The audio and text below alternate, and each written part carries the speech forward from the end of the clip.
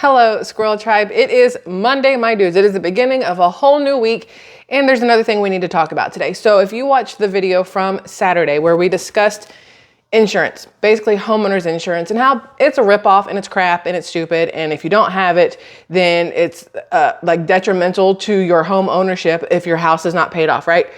Well, I was thinking about the fact that we have summer starting literally in a few days for a lot of people.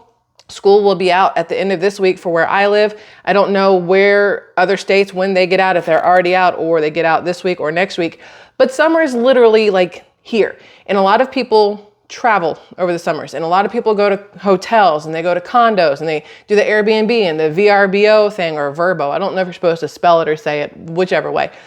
And I think people need to be aware of what is happening before you guys go on vacation, or anybody goes on any sort of vacation, or you make a purchase of a condo, which I know isn't going to affect everybody. Not everybody's rushing out to buy condos because they're not exactly cheap, but they're even less cheap now thanks to good old HOA, homeowners associations, and assessments. A lot of people live in neighborhoods with HOAs, and we all know that HOAs are basically a version of the devil. Like, HOAs suck because most of the time, not always, of course, there is, you can't say always or never or everybody or whatever, but a lot of the times HOAs are run by power hungry people, whether it's, in the neighborhood, whether it's for a condo, whether it's a corporation, as opposed to people who live in the neighborhoods that are running it. HOAs generally suck because they're very either sticklers for every single thing and they nickel and dime the crap out of you, or they don't do their job at all and everybody gets away with absolutely everything. There are both sides to it, and both sides suck, honestly. Unfortunately, condos, in my opinion, are worse than HOAs for neighborhoods, because condos now, especially here in Florida, by the end of the year, condos are expected, like condo buildings themselves, are expected to have a certain amount of reserve money. You guys remember possibly, when, I'm pretty sure it was in Miami, and I could be wrong on the city because I didn't look it up before we started talking, there was that condo collapse.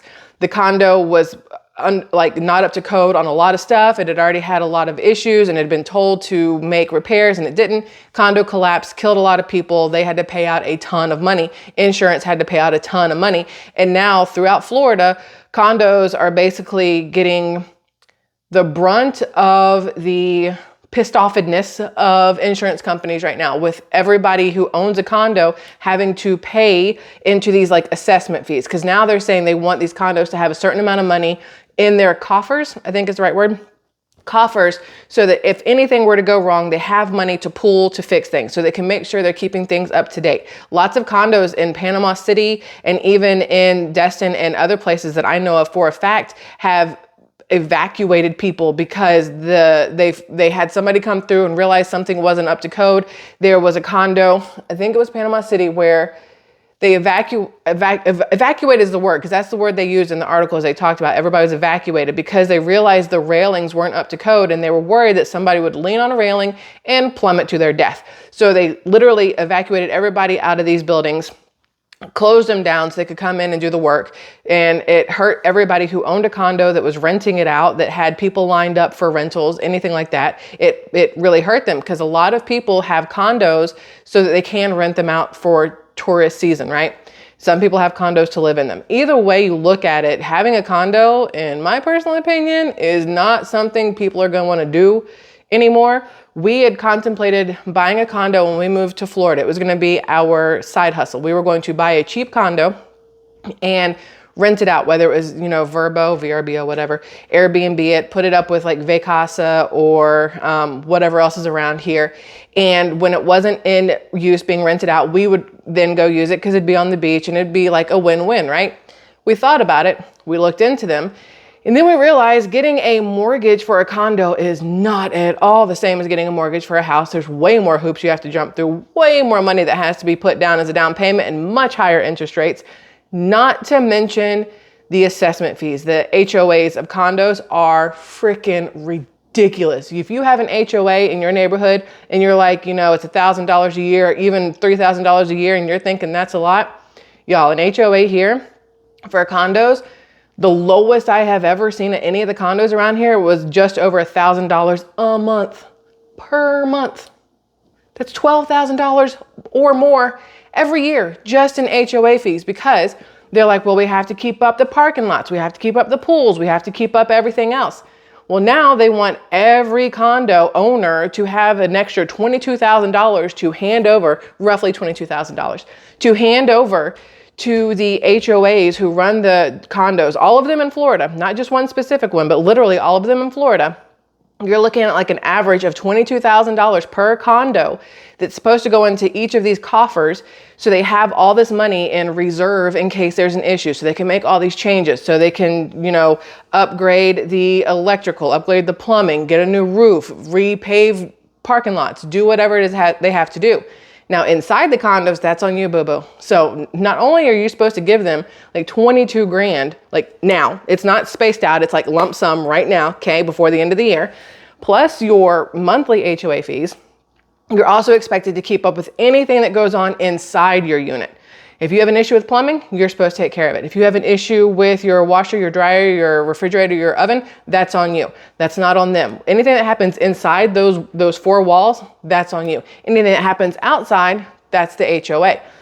Which is even worse, because especially if you're renting these things out and you have people who come in there, and a lot of people, I'm sure you guys have seen it, they treat places they go like they don't care about it. I've noticed this a lot, and I don't understand why people are raised this way or why they are this way.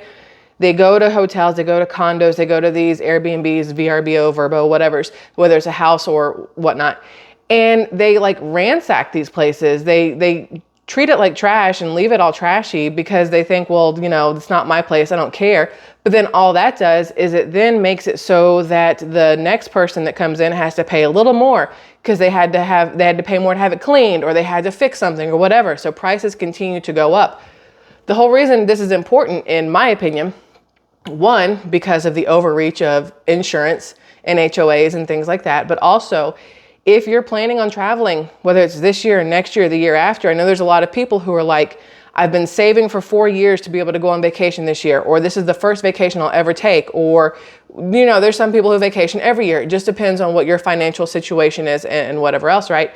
You're going to see things continuously get more expensive. On top of that, I have seen a lot of people complaining on different Facebook pages. I follow a lot of stuff on Facebook because that's where a lot of people go to gripe, which is what I have noticed. People will leave a negative review before they'll leave a positive review about a lot of things. So Yelp is a good place to check stuff, but so are Facebook pages, right? Facebook, for some reason, is where everybody goes to bitch. So I follow a lot of things, and I've noticed that a lot of people are saying, you know, I stayed at this condo 2, 3, 4 years ago, and it was great. We're here now, and it feels like it hasn't been kept up. It feels like it hasn't been cleaned correctly. No, nothing's changed. It's still the same bed sheets and comforters from 6 years ago. The refrigerator is falling apart, blah, blah, blah, blah, blah. And it's because these people who bought into these condos pre-2019 now are having an issue keeping up with them post 2019 or C19, not 2019, but C19, because the cost of everything have skyrocketed. So now you have people who own these condos who can't sell them to save their lives, because not only do you have to sell it and try to make some money, or at least pay off what you owe, right? But now when you're trying to sell it to somebody, you have to go, oh, by the way, you're gonna have to pay an extra $22,000 up front for this assessment. And a lot of people are like, I'm not doing that. So condos right now are having the hardest time when it comes to selling. Houses still taking forever. Like I look on Zillow, I look on Open Door, I look on, what's the other one, Trulia, and other places. And you see these houses that just 2 years ago would have sat on the market for all of 7 days. And now it's like 60, 90, 120 days that these houses are sitting. And I'm seeing every 30 days, price drop, price drop, price drop. Because people can't afford what's happening. The last couple years have been such a whirlwind of pricing on everything: housing, food, gas, electric, insurance, cars. Y'all remember when you had to pay more for a used car because you couldn't get a new car? That was crazy. When dealerships were reaching out to everybody who had ever purchased a car, and they're like, hey, Can we buy that back from you? We'll pay you just a little bit more than you owe on it. And then they turn around and sell it for twice as much. And absolutely crazy. And now here we are, 2024, almost middle 2024. And we are seeing the effects of everything that's happened in the last couple of years. These condos, I was telling Kevin, I'm like, this is going to be kind of the end of tourism for a lot of places. And this is going to be the end of, I was going to say side hustles, but that's not it. But like side money. What's the other word besides side hustle? I don't know. But a lot of people who own condos or a rental home as a second form of income, there we go, second form of income, they're going to have to either figure out how to get rid of it or make massive concessions or changes in their own life in order to keep these things because of the cost of everything going up. We talked about the homeowner's insurance tripling, quadrupling, if not more for a lot of people, or just being completely dropped. If you have a condo, you cannot be dropped from insurance. You must have insurance, especially if you're renting it out. You have got to have insurance. And if you don't, I mean, can you imagine getting foreclosed on a condo? Think about here where I live, Okaloosa County, Florida, a condo. In 2017 or 18, my husband and I looked at a condo. It was like $350,000. There's a 3-bed, 3-bath, $350,000. And we're like, man, that's a lot of money, but it'd be a great investment as a second source of income or third, fourth source of income. And we could use it when it's not being rented out, right? That exact same unit, nothing changed, same building, same everything in 2022 went to $849,000. Exact same unit, nothing changed from 350 to 849, same unit. Absolutely ridiculous, but that's what has happened with the housing market. And then from there, your HOAs, which could have been $500 a month, are now $1,200 a month. Your insurance, which could have been $2 something a month, is now $2,400 or something absolutely ridiculous, right? And then you add in all these assessments. So like I said on Saturday, they want you in things that you can only rent. They do not want you to own anything. And it's not just the houses. It's mobile homes. It is townhomes. It is condos. They want you to rent everything. And people are like, well, somebody has to buy it. And you're right. Corporations are going to buy them. BlackRock's going to buy them. Vanguard's going to buy them. It's not you and me. It's the corporations that are going to come through and own all of these things. I'm pretty sure that a third of rentals in the United States right now are owned by corporations, predominantly BlackRock. So that it's just more of a push. So when you see these condos that are like, hey, everybody in this condo, let's say there's 100 units in this condo and every single unit has to pay $22,000 by the end of this year to go into the coffers. That's a lot of money. And those who can't do it, what happens to them? The fines they have to pay. Are they forced to sell? There's so much going on this year. At the end of 2023, y'all will remember I said, man, I'm hoping that 2024 is the year of the turnaround where everything is going to go good. Well, that's not working out so well. I will say, I saw this earlier today, Target, although most people loathe Target, they came out and said that they are slashing prices on a bunch of different things. So far, they've lowered the prices on like 1,500 things. They said they're going to lower the price on about 5,000 more things throughout food and like household essentials and health and beauty and stuff, because they want people to be able to still buy things despite inflation. So what I heard is that they realize they've been overcharging people and people are getting pissed about it. So they're like, we should probably lower prices a little bit because we're making, hand over fist profit. And it's noticeable when our numbers come out and people are like, what the, you know what I mean? So you got Target coming through and lowering prices. You got Walmart talking about they're doing more rollbacks. But until our homeowners insurance, our car insurance, our mortgages, our interest rates, all these HOA fees, assessment fees, until those start to roll back, we're still kind of in this basket of crap trying to figure out how to breathe, right, for most people and figure out how to get back to a pre-pandemic economy. I don't know if it's possible. And if it is, I don't know how long it's going to take. All I know is that I feel like what's happening with the condos and things like that, it's going to make it very hard for people to travel without staying in a hotel, right? And even hotels are getting stupid expensive. You can't park for free anywhere anymore. And they want to charge you to park your car.